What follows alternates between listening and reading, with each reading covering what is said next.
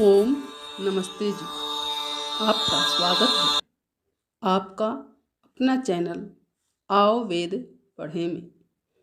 इस चैनल पर केवल आचार्य प्रदीप कुमार शास्त्री जी का ऑनलाइन व ऑफलाइन शास्त्रीय कक्षाओं के वैदिक व्याख्यान उपलब्ध होंगे। अपने चैनल पर आने वाले वीडियो की सूचना पाना चाहते हैं तो लाइक और सब्सक्राइब करें तथा घंटी के बटन को दबाएं, जिससे कि वीडियो अपलोड होते ही सबसे पहले सूचना पा सकें। वेद पढ़ें पढ़ाएं, सुने सुनाएं, वेद का संदेश घर घर पहुंचाएं। ऋषि ऋण को चुकाएं, अपना कर्तव्य निभाएं, जीवन सफल बनाएं।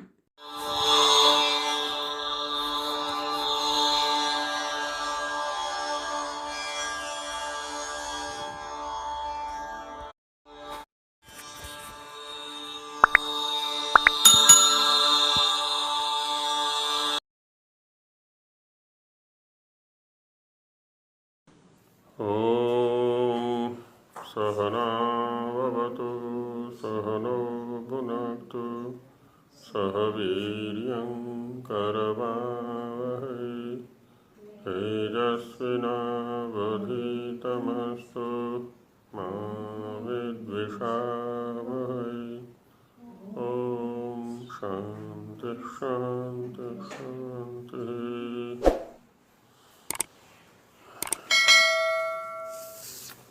सृष्टि विद्या विषय के अंतर्गत चर्चा चल रही है यजुर्वेद के मंत्रों के आधार पर।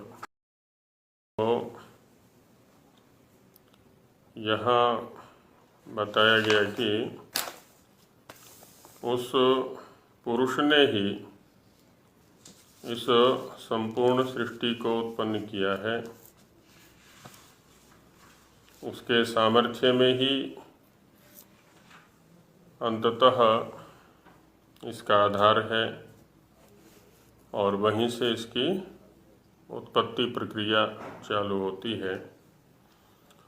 दो मंत्रों के माध्यम से ये सब चर्चा करके अब आगे ये जो ब्रह्मांड है, जो सृष्टि है, संसार है या जगत है,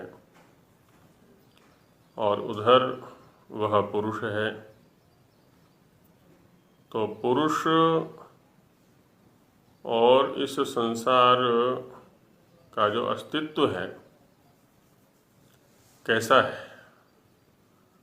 कितना है, तो इसके ऊपर अब आगे तृतीय मंत्र में चर्चा करते हैं।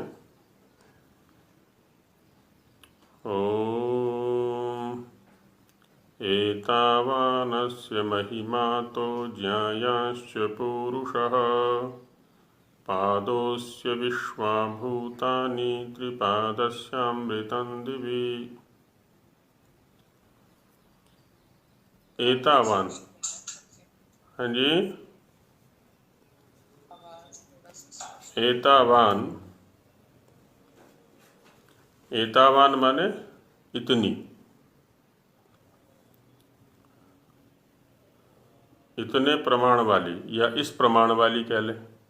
एतावान इस प्रमाण वाली, एतत् प्रमाणम यस्य सह एतावान। और एतत् या इदम शब्द का जो प्रयोग किया जाता है, जैसे पहले भी चर्चा की गई, प्रत्यक्ष के लिए करते हैं।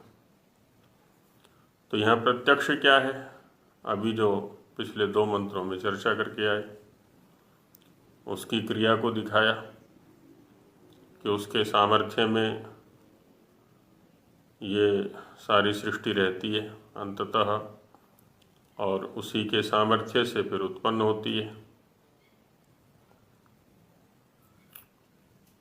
और जो ये विभिन्न प्रकार के लोकांतर हैं, इन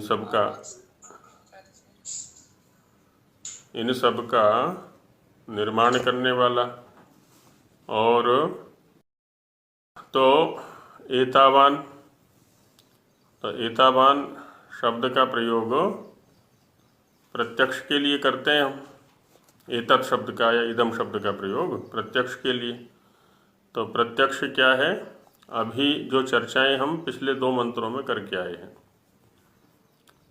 पिछले 2 मंत्रों में चर्चा की कि उस ब्रह्म के सामर्थ्य में ही ये सब सृष्टि कारण रूप में रहती है और वहीं से उत्पन्न होती है। वही इसका उत्पन्न करने वाला है, वही धारण करने वाला है, वही प्रलय करने वाला है ना। तो वही स्वामी है, वही सभी सुखों का देने वाला है, मोक्ष का देने वाला वही है, आदि आदि चर्चाएं अभी पिछले मंत्रों में की गई। तो वो जो चर्चाएं हैं, जो उसकी क्रियाओं का वर्णन गत मंत्रों में किया गया, तो उसके लिए प्रयोग किया एतावान, है ना। कहते हैं एतावान अस्य महिमा, इतनी महिमा है उसकी कि देखें क्या क्या क्रियाओं को कर रहा है, कैसे कैसे क्रियाओं को कर रहा है। और केवल इतना ही नहीं, है ना, महिमा शब्द जो है ना यहाँ पर, ये महिमा शब्द भी उसी धातु से बना हुआ है जिससे महिला बना हुआ है ना, महापूजायाम। तो महिमा माने पूजा, पूजा माने सत्कार। और सत्कार किसको कहते हैं? जो वस्तु जैसी है उसको वैसा कहना। सत माने अस्तित्व वाला, और जिसका जैसा अस्तित्व है वो सत, और उसको वैसा करना सत्कार, है ना। उसके विपरीत असत्कार हो जाता है। एक होता है सम्मान और दूसरा होता है अपमान। तो जो जैसा है उसको वैसा मानना, ये होता है सम्मान। कोई योग्य है उसको योग्य माने, अयोग्य है अयोग्य माने, हिंसक है हिंसक माने, अहिंसक है अहिंसक माने, चोर है चोर माने, और अच्छा है अच्छा माने। तो ये क्या हो गया? उसका सम्मान। और इसके विपरीत माने, किसी मूर्ख को विद्वान कह दें, किसी दरिद्र को धनी कह दें, किसी धनी को दरिद्र कह दें, है ना, विपरीत व्यवहार कर दें, तो वो क्या हो जाएगा जी? अपमान। अपमान माने मान के विरुद्ध आचरण कर रहे हैं, उसकी जो स्थिति है, तो इसी को हम कह देंगे असत्कार या अपमान, है ना। और वैसा ही है तो उसको कह दिया हमने महिमा, सत्कार, सम्मान। कहते हैं ये उसकी महिमा है हमारी दृष्टि में, क्योंकि हमें तो ये संसार ही दिख रहा है ना अभी। उसकी जो वास्तविक स्थिति है वो तो हमारी इंद्रियों का विषय बन नहीं सकती। अब यहाँ पर वेद कहता है कि अतो ज्यायांश पुरुषः, वो जो पुरुष है वो तो इससे भी कहीं अधिक बढ़ करके है ना। ये तो एक उसका आंशिक परिचय है, जो ये सृष्टि उत्पत्ति प्रक्रिया के द्वारा उसका परिचय दिया गया, उसकी क्रियाओं के द्वारा उसका परिचय दिया गया, ये तो आंशिक परिचय है। जैसे इसको हम व्यवहार से भी देख सकते हैं, है ना। हम किसी व्यक्ति से जुड़े हैं, किसी दुकानदार से, किसी विद्वान से, किसी सन्यासी से, किसी पुरोहित से, है ना, और भी कई प्रकार के संबंधी हो सकते हैं। अब हमें जो उसका परिचय होता है, विद्वान का, सन्यासी का, पुरोहित का, दुकानदार का, वो केवल उतने अंश में होता है जितने अंश में हमारा उससे स्वार्थ सिद्ध हो रहा होता है। हमारा जो आपस में परिचय है, जैसे इसी कक्षा में बैठे हैं हम, हमारा जो आपस में परिचय है वो कितना है? कि प्रतिदिन 1 घंटा हम स्वाध्याय करते हैं मिल करके। इससे अधिक संभवतः, है ना, हम एक दूसरे के विषय में नहीं जानते, जबकि हमारा इससे बढ़ करके और बहुत सारा परिचय है। ये तो 24 घंटे में से 1 घंटे का परिचय हुआ हमारा, देखा जाए तो, है ना। एक दिन के परिचय में, एक 24 घंटे के परिचय में 1 घंटे का परिचय हुआ। जो 23 घंटे का परिचय है, जो 23 घंटे की क्रियाओं का परिचय है, वो तो अवशिष्ट है अभी। वो तो हम एक दूसरे के विषय में जानते ही नहीं। दुकानदार से कितना परिचय है, जितना हमें उससे सामान चाहिए, कि सामान ये बहुत अच्छा रखता है, मूल्य बहुत अच्छा लगाता है, बस इतना परिचय है। बाकी तो उसका व्यक्तिगत जीवन और भी बहुत सारा है ना। सन्यासी से, साधु से, उपदेशक से कितना परिचय है, जितना हमें उनसे प्रवचन मिलता है। प्रवचन मिलता है आधे घंटे का, पौने घंटे का, 1 घंटे का, कब, वर्ष में या मास में या 6 महीने पर, लेकिन उसका परिचय तो उससे कहीं बढ़ कर के है। ठीक यही स्थिति यहाँ पर भी है। हम परमात्मा का परिचय प्राप्त करने निकले हैं और सृष्टि के माध्यम से उसके परिचय को प्राप्त करना चाहते हैं। तो सृष्टि जो है, ये तो एक आंशिक कर्म है उसका, ये संपूर्ण परिचय नहीं है उसका, है ना। उसका तो बहुत ज़्यादा व्यापक परिचय है। इसलिए कह रहे हैं कि अतो ज्यायांश पुरुषः, वो जो पुरुष है वो तो इस संसार की अपेक्षा, इस संसार क्रिया की अपेक्षा बहुत अधिक ज्यायान है, बहुत बड़ा है। ज्यायान शब्द का प्रयोग 2 व्यक्तियों में जब निर्धारण करते हैं ना, तो बड़े को दिखलाने के लिए किया जाता है। जैसे ज्येष्ठ शब्द तो सबने सुना है, ज्येष्ठ माने सबसे बड़ा, और कनिष्ठ माने सबसे छोटा। कनिष्ठ सबसे छोटा, ज्येष्ठ सबसे बड़ा। ये व्यवहार कहाँ होंगे, जहाँ 3 अथवा 3 से अधिक व्यक्ति होंगे या द्रव्य होंगे, तो वहाँ हम प्रयोग कर देंगे ज्येष्ठ और कनिष्ठ का। लेकिन अब 3 भाई हैं या 4 भाई हैं, है ना, राम, लक्ष्मण, शत्रुघ्न, भरत, शत्रुघ्न आदि।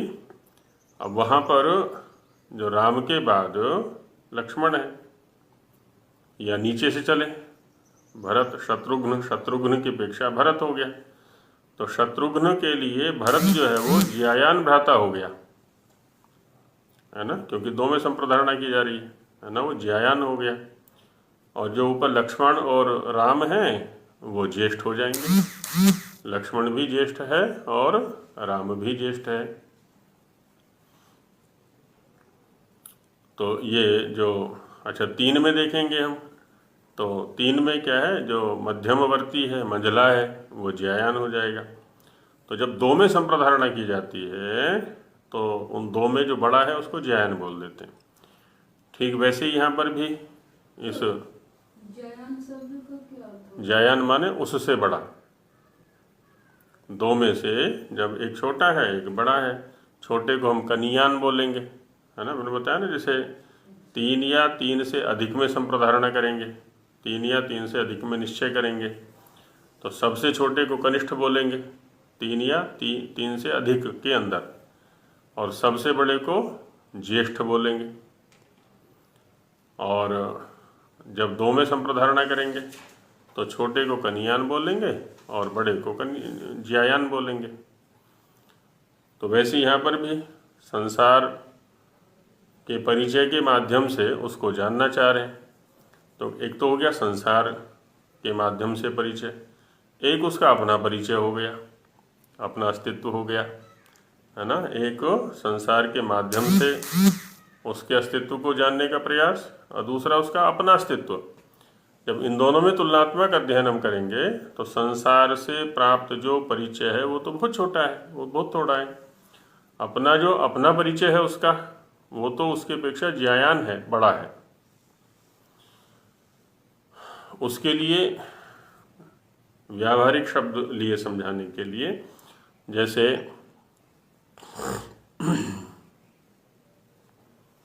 हम आपस में भी व्यवहार किया करते हैं कि कहीं पर भी दो संख्याओं का प्रयोग करते हैं, दो क्या तीन संख्याओं का प्रयोग करते हैं, या तो 19-20 शब्द का प्रयोग करते हैं या 20-21 शब्दों का प्रयोग करते हैं, कहीं 19-21 शब्द का प्रयोग भी कर देते हैं, है ना। जैसे वर के लिए वधू चयन का प्रसंग है या वधू के लिए वर चयन का प्रसंग है, तो उनके गुणों को लेकर के, उनकी लंबाई को लेकर के, उनके रूप रंग आदि को लेकर के क्या कर देते हैं कि 19-21, है ना, 19-21 या 20-21 या 19-20 ऐसे शब्दों का। अब यह संख्याओं का प्रयोग कर दिया, कहते हैं कि 19 और 20 में जो अंतर है वही अंतर वहाँ वर और वधू के गुणों में है या रूप में है, या 20 और 21 संख्या में जो अंतर है, या 19 और 21 संख्याओं में जो अंतर है, वस्तुतः वहाँ 19 और 20 या 20 या 21 या 19 या 21 संख्याओं से कोई लेना देना नहीं है, केवल अंतर को दिखलाने के लिए इन संख्याओं का प्रयोग कर दिया जाता है। अच्छा, कहीं अधिक अंतर होता है तब कहते हैं जी 19-21 या 20-21 नहीं, वहाँ तो 19-25 का अंतर है या 20-30 का अंतर है, जब अधिक अंतर दिखलाना होता है तो वहाँ ऐसा कह देते हैं। तो यहाँ पर पाद शब्द को लिया। पाद शब्द सामान्य रूप से चौथाई अर्थ में आता है ना। पादो पादः पद्यते गति कर्मणः। निरुक्तकार ने कहा है कि पाद शब्द पद धातु से बनता है जो गति अर्थ वाला है ना। गति अर्थ वाले पद धातु से पाद शब्द बनता है। तो कहते हैं कि पाद शब्द गति अर्थ वाले पद धातु से बनता है, ये तो ठीक है। पद्यते गम्यते अनेन इति पादः, जो गति का साधन है। लेकिन चौथाई के लिए कैसे आ गया ये, है ना। पाद शब्द हरियाणा में पहिया बोल देते हैं, पाव बोल देते हैं, है ना। एक पहिया आलू दे दो, एक पहिया टमाटर दे दो, पहिया। या कहीं पाव शब्द का प्रयोग करते हैं, एक पाव दूध, एक पाव घी, एक पाव आलू। संस्कृत में पाद शब्द है, तो पाद शब्द का ही विकृत ये पाव या पहिया शब्द है। तो पाद शब्द किसके लिए आता है, चौथाई के लिए। तो कहते हैं पाद शब्द गति का साधन है, ये तो ठीक है, लेकिन चौथाई अर्थ में कहाँ से आ गया। तो निरुक्तकार ने समझाया कि पशुपाद प्रकृति। कहते ये बताओ पशु के कितने पैर होते हैं, कहते 4। तो 4 में से जो एक है वो तो चौथाई हुआ कि नहीं हुआ, है ना। 4 में से जो एक है वो चौथाई हो गया। तो वहाँ से पशुओं के पाद के कारण से 4 पाद में से एक पाद, तो वैसे ही, है ना, पाद शब्द क्या हो गया, चौथाई के लिए प्रसिद्ध हो गया फिर अब ये। तो वो दिखा रहे हैं पादोऽस्य विश्वा भूतानि। ये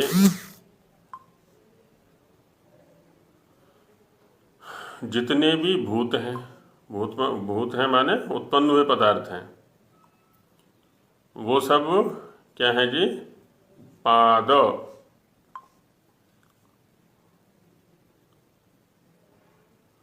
पाद माने चौथाई।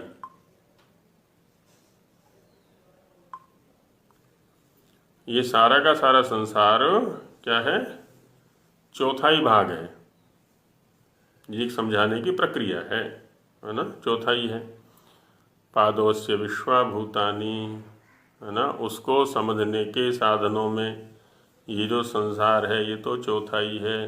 तो संसार के माध्यम से उसको यदि समझना चाहेंगे तो वो तो चौथाई अंश समझ में आएगा। केवल उसके चौथाई अंश का ही व्याख्यान ये संसार कर सकता है। यहाँ जो क्रियाएं हैं, यहाँ जो व्यवस्थाएं हैं, हमें तो संसार ही समझ में नहीं आता।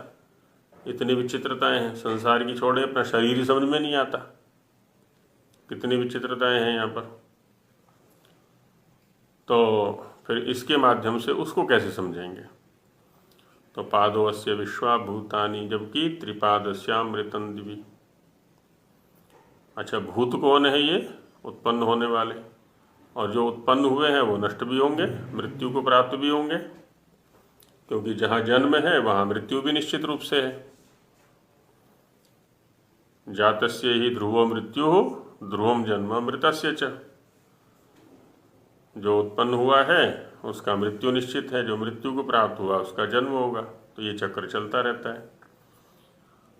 तो इस जन्म लेने वाले और मरने वाले संसार के माध्यम से हम उसको समझने चलें तो ये तो केवल चौथा ही भाग को समझा सकता है, जबकि त्रिपादस्यामृतं दिवि, इस पुरुष का त्रिपाद, जो 3 पाद हैं, अवशिष्ट जो अंश है, भाग है, समझने वाला पक्ष है, दर्शन वाला पक्ष है, वो तो द्युलोक में अमृतम है ना, जो कि अमृत रूप है, जहाँ पर ये क्रियाएं घटित नहीं होती। मरना, जन्म लेना है, न विद्यते मृतम यस्य तद अमृतम, जिसमें मृत व्यवहार नहीं होता है, वो त्रिपाद है, 3 पाद रूप है ना। 1 पाद रूप सारा संसार और बाकी इससे अवशिष्ट 3 पाद है। तो लगा लें इसी से कि कितना विस्तार है, कितना विस्तृत है वो, कितना महान है वो, उसकी महिमा कितनी विस्तृत है। और पाद शब्द जैसा पीछे कहा ना, गति का साधन, और गति का अर्थ गमन ही नहीं होता है ना। 3 अर्थ गति अर्थ वाली धातुओं से लिए जाते हैं, ज्ञान, गमन और प्राप्ति। ज्ञान माने बौद्धिक स्वीकृति, बुद्धि के स्तर पर किसी पदार्थ को यथार्थ रूप में देखना।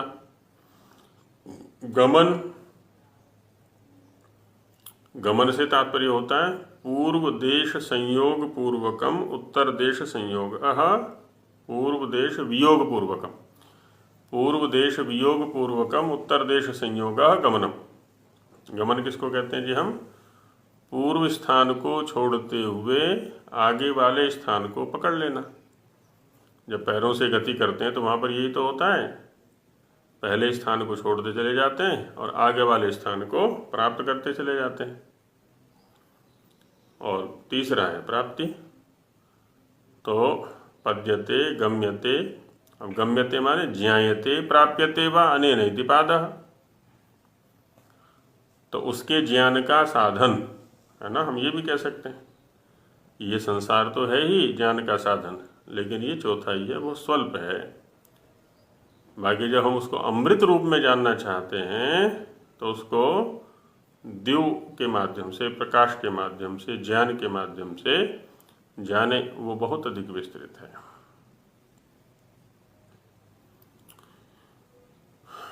स्वामी जी महाराज इसका भाष्य करते हैं। एतावानस्य अस्य पुरुषस्य भूत भविष्यद वर्तमानस्थो यावान संसारोस्ति तावान महिमा वेदितव्यः।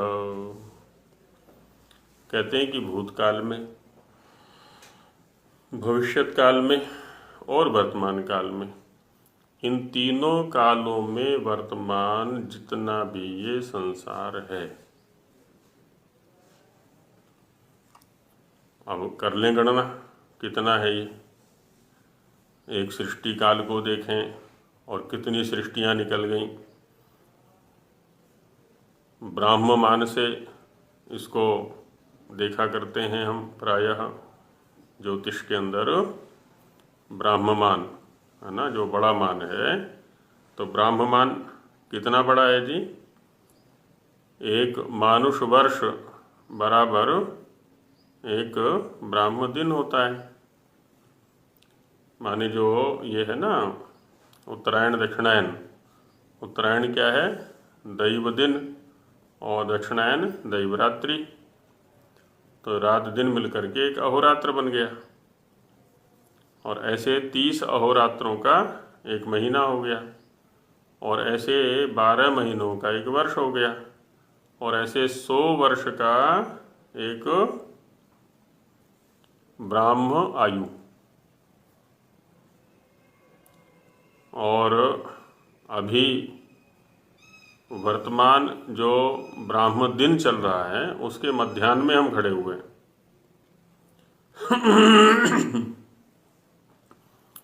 पीछे जब सृष्टि उत्पत्ति की प्रक्रिया थी उसमें ये सब चर्चाएं की गई थी।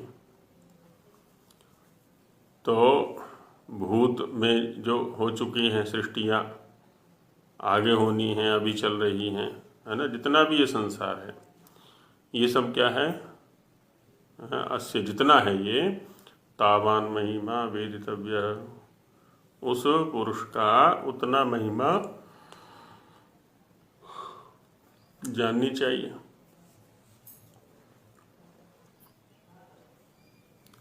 तो कहते हैं क्या इतनी ही महिमा है इसकी? तो एतावान अस्य महिमास्ति चेत तर्हि तस्य महिम्नः परिच्छेदः इयत्ता जाता इति गम्यते। यदि इतनी ही महिमा है और एक तरफ आप कहते हैं कि वो तो अनंत महिमा वाला है, एक तरफ तो कहते हैं कि अनंत महिमा वाला है और दूसरी आपने महिमा की इयत्ता को, परिमाण को दिखला दिया। एतावान अस्य महिमास्ति चेत तस्य तर्हि तस्य महिम्ना, उसकी महिमा का परिच्छेद, परिच्छेद माने परिमाण, इयत्ता एक निश्चित कर दिया आपने, तो ये हो गई फिर तो, जबकि उसकी महिमा तो अनंत है। अत्र ब्रूते, इस विषय में फिर आगे वेद भगवान कहते हैं कि अतो ज्यायांश पुरुष, कहते हैं केवल इतनी ही महिमा नहीं है उसकी,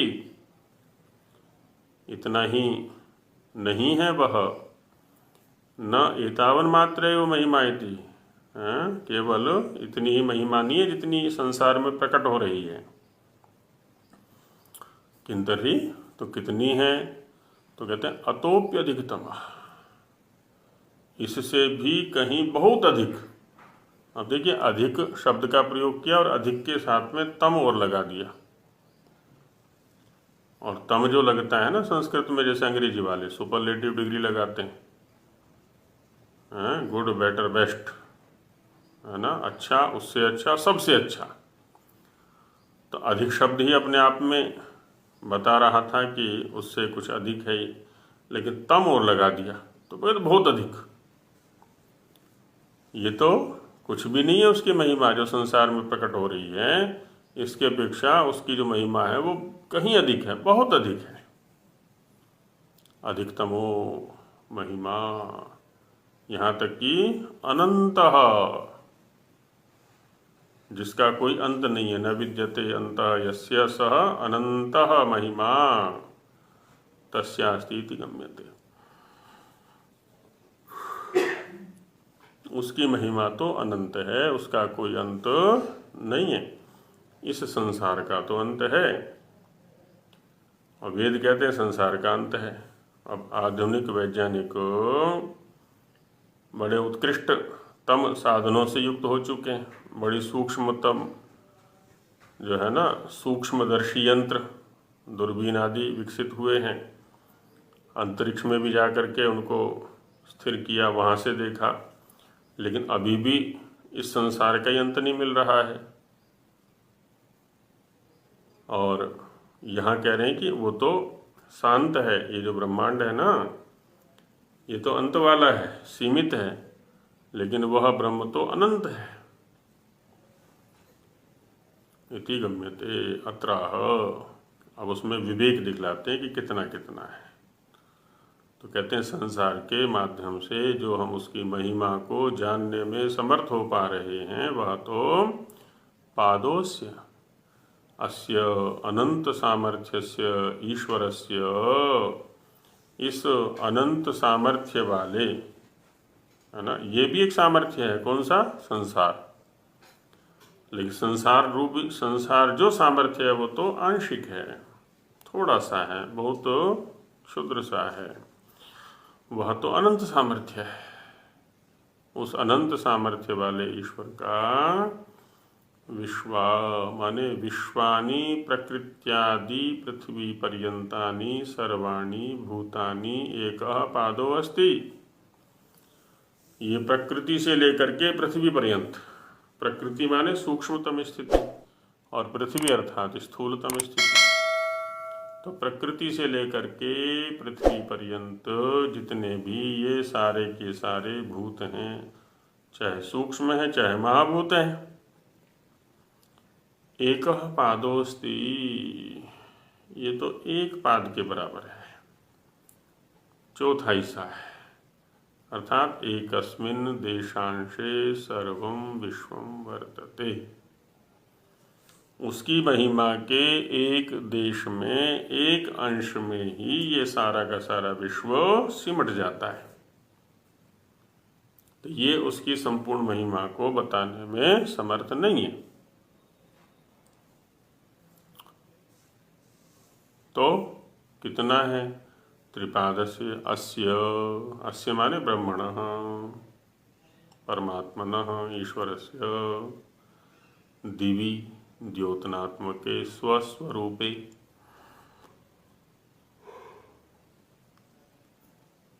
दिव्य का अर्थ सामान्य रूप से द्युलोक लिया जाता है। अब यहाँ चूंकि ब्रह्म के स्वरूप पर चिंतन किया जा रहा है, इसलिए दिव्य का अर्थ देखिए स्वामी जी ने क्या किया, आर्ष प्रज्ञा से द्योतनात्मके स्वस्वरूपे। हाँ, जो द्योतनात्मक, द्योतनात्मक माने प्रकाशशील, चमकने वाला, प्रकाशित होने वाला, जो अपना उसका स्वरूप है, स्वप्रकाश स्वरूप है ना वो। तो अमृतम मोक्ष सुखम अस्ति। अब देखो, सांसारिक सुख के पीछे ही पड़े रहते हैं, यही भोगते भोगते पूरा नहीं होता, हम ही पूरे हो जाते हैं। और वो तो इससे कितना बढ़ करके है, कितना अधिक है वो, तो त्रिपाद है, 3 गुना अधिक है, जो कि अमृत है, मोक्ष सुख है। तथा अस्य दिवि द्योतके संसारे त्रिपाद जगदस्ति। इसका जो दिवि द्युलोक, द्योतक प्रकाशित करने वाला जो संसार है, उसमें त्रिपाद अस्ति, त्रिपाद जगत अस्ति, त्रिपाद वाला जगत है। प्रकाश्यमानम जगत एक गुणमस्ति प्रकाशकम च तस्मात् त्रिगुणमस्ति। एक और व्याख्या की यहाँ पर, कहते हैं कि इस जो ये संसार है ना, इसमें भी वर्गीकरण किया इन्होंने, एक प्रकाशित होने वाला, दूसरा प्रकाशित करने वाला। जो प्रकाशित होने वाला है वो तो है एक पाद के बराबर, और जो प्रकाशित करने वाला है वो है त्रिपाद के बराबर, तिगुना।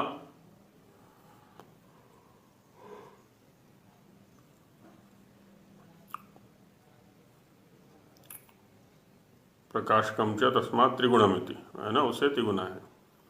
स्वयं च मोक्ष स्वरूप, और वो स्वयं तो मोक्ष स्वरूप है, सदा मुक्त है, सर्वाधिष्ठाता है ना, सभी के ऊपर विराजमान है, सभी के का वो अधिष्ठाता है।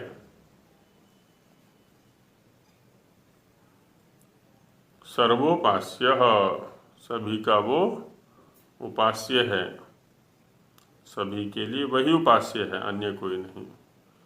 सर्वानंद, संपूर्ण आनंद वाला है।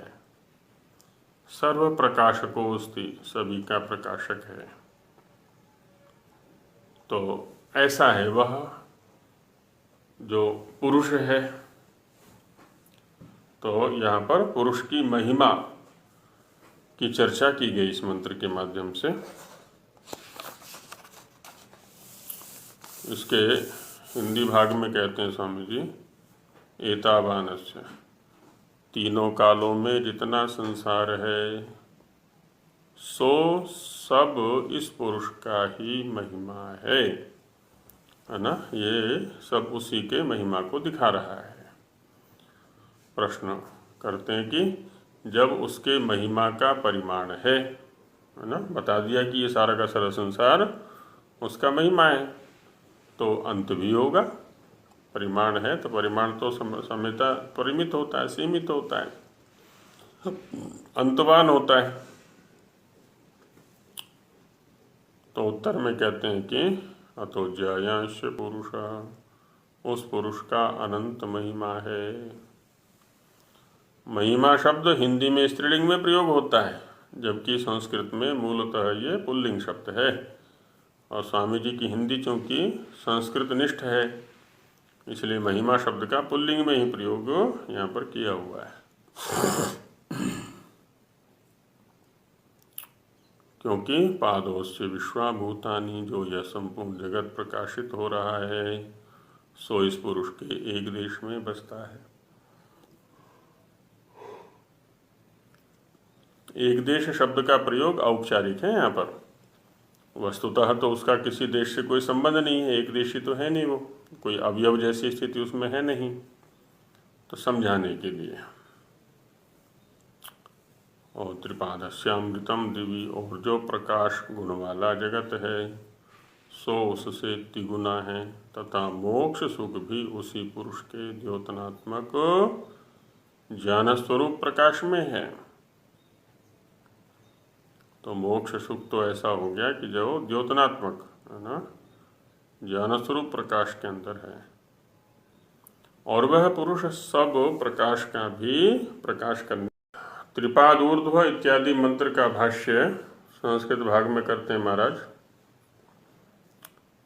कि त्रिपाद अयम पुरुषः परमेश्वरः, यह जो परमेश्वर पुरुष है वह पूर्वोक्तस्य त्रिपाद उपलक्षितस्य सकाशात्, पूर्व मंत्र में कहे हुआ जो त्रिपाद शब्द से उपलक्षित है उससे ऊर्ध्वम ऊपरी भागे, अर्थात पृथक भूतोस्त्येव इत्यर्थः, उससे भी और अधिक है, उससे भी अतिरिक्त है। जबकि एक पाद उपलक्षितम, एक पाद से जिसको प्रदर्शित किया गया गत मंत्र में, यत् पूर्वोक्तम जगदस्ति, जिसकी चर्चा पिछले मंत्रों में की गई थी संसार की, वह जगत तस्मादपि इह अस्मिन् संसारे सह पुरुषः पृथक अभवत्। कहते हैं कि यहाँ इस संसार में उससे भी ये अलग है।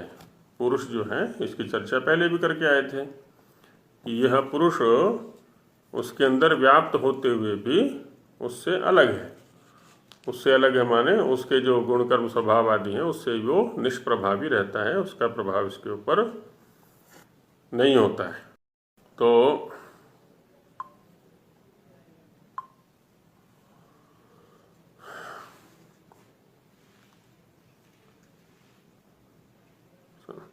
एक पाद उपलक्षितम यत् पूर्वोक्तम जगदस्ति तस्माद् अपि इह अस्मिन् संसारे सह पुरुषः पृथक अभवत्, है ना, उससे भी अलग रहता है।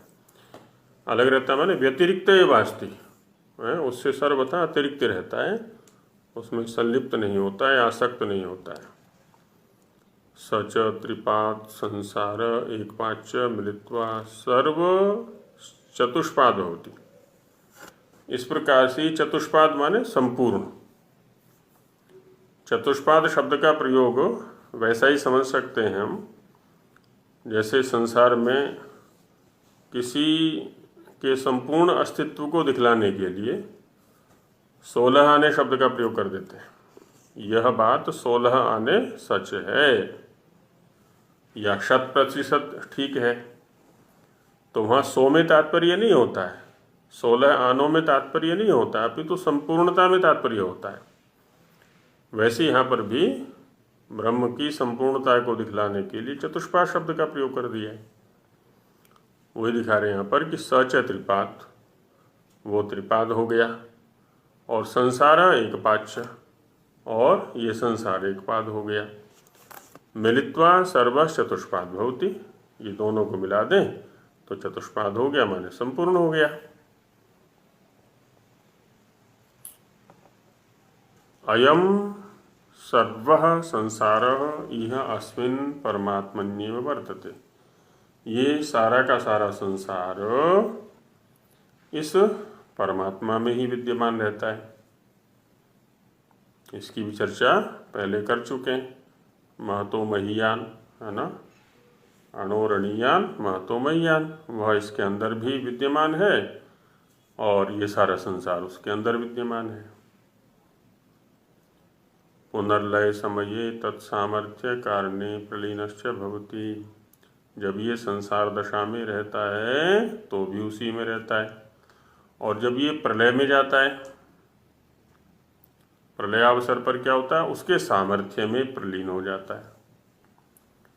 तो सामर्थ्य में प्रलीन हो जाना और सामर्थ्य से ही पुनः इसका प्रादुर्भाव हो जाना, प्रकट हो जाना, उत्पत्ति हो जाना। तो इस तरह से क्या हुआ, सर्वाधार वह परमेश्वर हो गया। प्रलय काल में भी वही आधार और सृष्टि काल में भी वही आधार रहता है।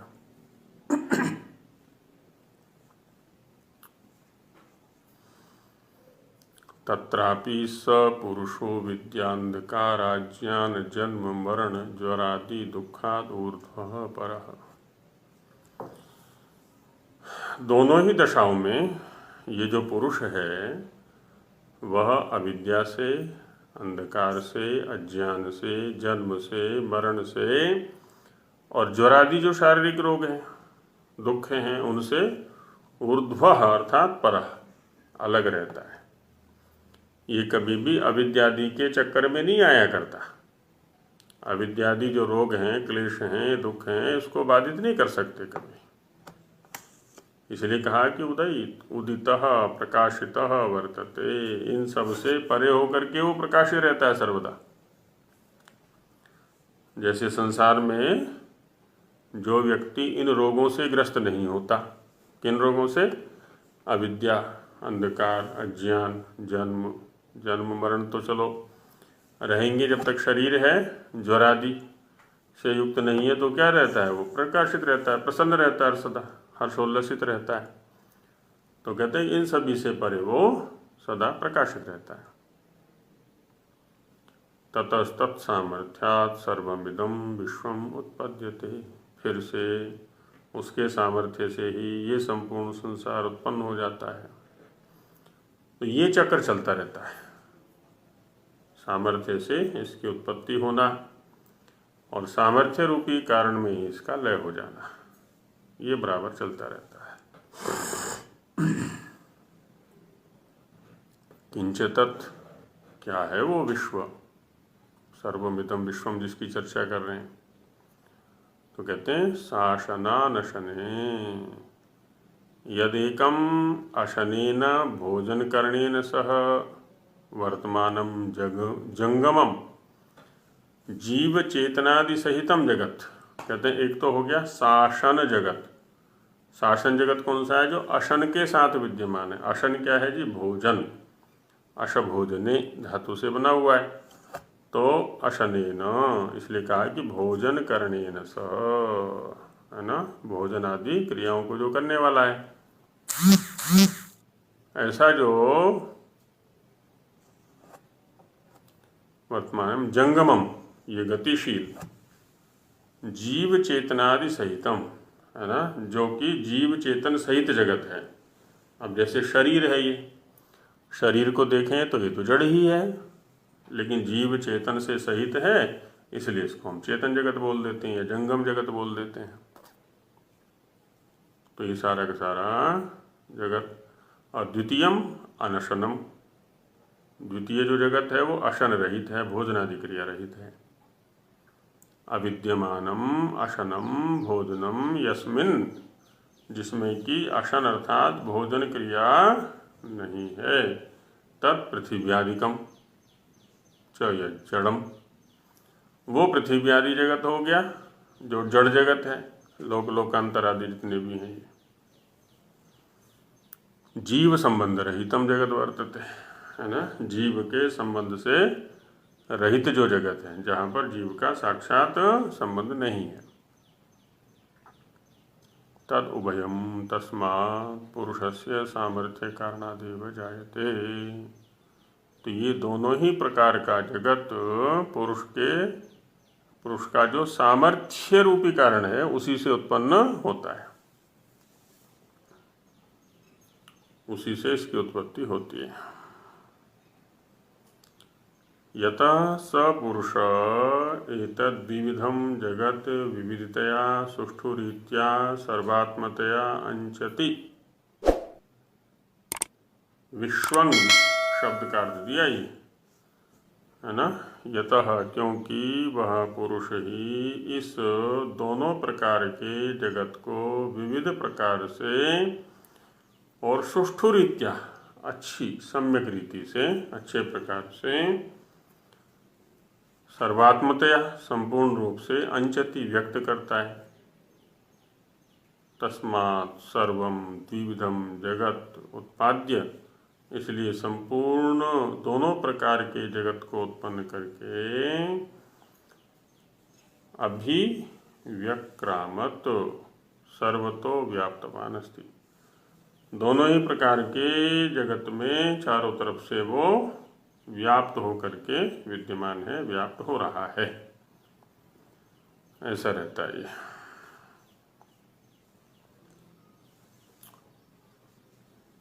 इसके भाषार्थ में स्वामी जी कहते हैं त्रिपादोद्वैत्यादि, पुरुष जो परमेश्वर है सो पूर्वोक्त तो त्रिपाद जगत से ऊपर भी व्यापक हो रहा है। उसकी सत्ता कहीं अधिक है। तथा सदा प्रकाश स्वरूप, है ना, जो सदा ही प्रकाश स्वरूप हैं, सबके भीतर व्यापक और सबसे अलग भी है। सबके भीतर भी अंतर्यामी रूप से है वो, अणु अणियान, और सबसे अलग भी है वो। इस पुरुष की अपेक्षा से यह सब जगत किंचित मात्र देश में है ना। यदि हम पुरुष की सत्ता की व्यापकता को देखें और संसार को देखें तो ये सारा का सारा संसार तो बहुत छोटे से देश में है, और जो इस संसार के चार पाद होते हैं वे सब परमेश्वर के बीच में ही रहते हैं, है ना। संपूर्ण संसार की जो संपूर्णता है वो भी परमेश्वर में ही विद्यमान है। इस स्थूल जगत का जन्म और विनाश सदा होता रहता है। जन्म भी होता है, उत्पन्न भी होता है, ये नष्ट भी होता रहता है। और पुरुष तो जन्म विनाश आदि धर्म से अलग और सदा प्रकाशमान है। उसका न जन्म होता है न ही विनाश होता है, सदा एक रस एक उसमें स्थिति में बना रहता है, सदा प्रकाशित है जो कि। अर्थात यह नाना प्रकार का जगत उसी पुरुष के सामर्थ्य से उत्पन्न हुआ है। ततो विश्वं व्यक्रामत, है ना। ये जो भिन्न भिन्न प्रकार का जगत है ये उसी के सामर्थ्य से उत्पन्न हुआ है। शासन अनशन इत्यादि सो दो प्रकार का है ना। ये जो जगत है वो दो प्रकार का है। कौन से हैं वो दो प्रकार? एक चेतन जो कि भोजन आदि के लिए चेष्टा करने वाला जीव संयुक्त है ना। भोजन आदि के लिए चेष्टा करने वाला जो जीव या आत्मा से संयुक्त जगत है, एक तो वो हो गया। और दूसरा अनशन अर्थात जो जड़, भोजन के लिए चेष्टा न करने वाला, जीव संबंध रहित, जिसके साथ में जीव का संबंध नहीं है, वो कौन सा है जी? पृथ्व्यादिक जड़ जगत है।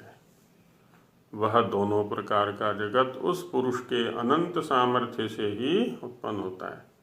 तो जड़ जगत भी और जंगम जगत भी उसी के सामर्थ्य से उत्पन्न होता है। सो पुरुष सर्वहितकारक होके उस दो प्रकार के जगत को अनेक प्रकार से आनंदित करता है। वह पुरुष तो सर्वोपकारक है, सभी का हित करने वाला है। इसलिए जो दो प्रकार का ये जगत है उसको अनेक प्रकार से आनंदित करने का प्रयत्न करता है। अब जिसकी योग्यता पात्रता जैसी होती है वैसा वो आनंद इससे ले लेता है। वह पुरुष इसका बनाने वाला संसार में सर्वत्र व्यापक होके धारण करके देख रहा है ना। इसका बनाने वाला भी वही है और इस संपूर्ण में व्यापक हो गए। जब ये संसार बनता है तो इसमें व्यापक होकर के धारण कर रहा है और धारण करके देख भी रहा है। अनशनन अन्यो अभिचाकशीति, एकटक देख रहा है कौन क्या कर रहा है। और वही सब जगत का, सब संसार से, सब प्रकार से आकर्षण कर रहा है। सबको एक सूत्र में पिरोया हुआ है, एक साथ बांधा हुआ है, एक साथ थामा हुआ है आकर्षण के माध्यम से। तो यहाँ पर भी उसके स्वरूप की चर्चा की गई। महात्मा अशोक गोयल जी कुछ कहना चाह रहे हैं शायद। जी महात्मा जी।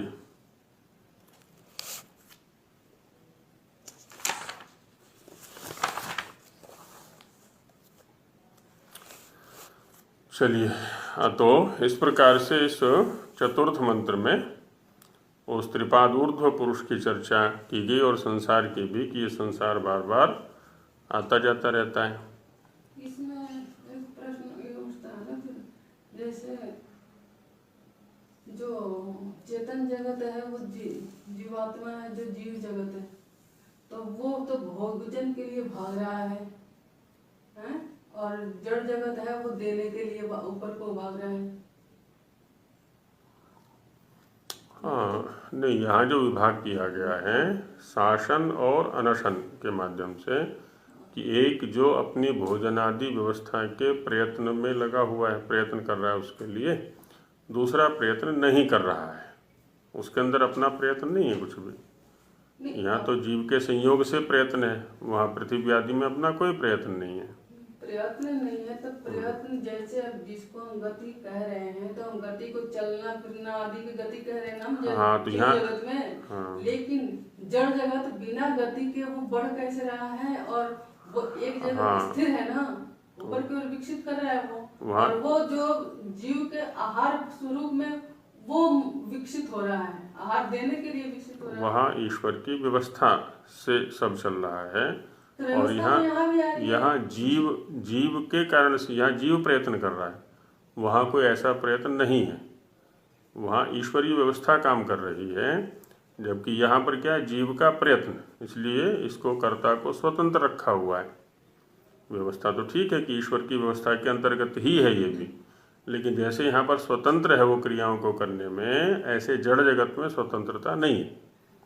वो अपनी स्वतंत्रता से कोई कार्य अपने अस्तित्व के लिए नहीं कर रहे। यहाँ से स्वतंत्रता दी है और मतलब कि हाँ, दी है, लेकिन जब उसको भूख लगी है तो अपनी शिक्षा से वो तो भूख से छोड़ तो सकता नहीं। प्यास लगी है, पानी को पीना तो नहीं छोड़ सकता, स्वतंत्रता तो दोनों में उसको। नहीं, उपवास कर लेता है अपनी इच्छा से। कितने दिन करता वो एक अलग बात है, लेकिन अपनी इच्छा से ग्रहण भी कर रहा है, अपनी इच्छा से त्याग भी कर रहा है। वहाँ ऐसी कोई बात नहीं है जड़ जगत में, ऐसी अपनी कोई, वहाँ अपनी इच्छा कुछ नहीं है, वहाँ पर अपना प्रयत्न कुछ नहीं है। यहाँ अपनी इच्छाएं हैं इसकी, अपनी इच्छा से उसमें परिवर्तन करता है, अपनी इच्छा से उसमें विकृति पैदा करता है, अपनी इच्छा से उसका भोग करता है, जो भी अपनी इच्छा से कर रहा है। वहाँ ऐसी कोई बात नहीं है। चलिए चलें अब। ओम सहना भवतु सहनो भुनक्तु सह वीर्यं करवावहै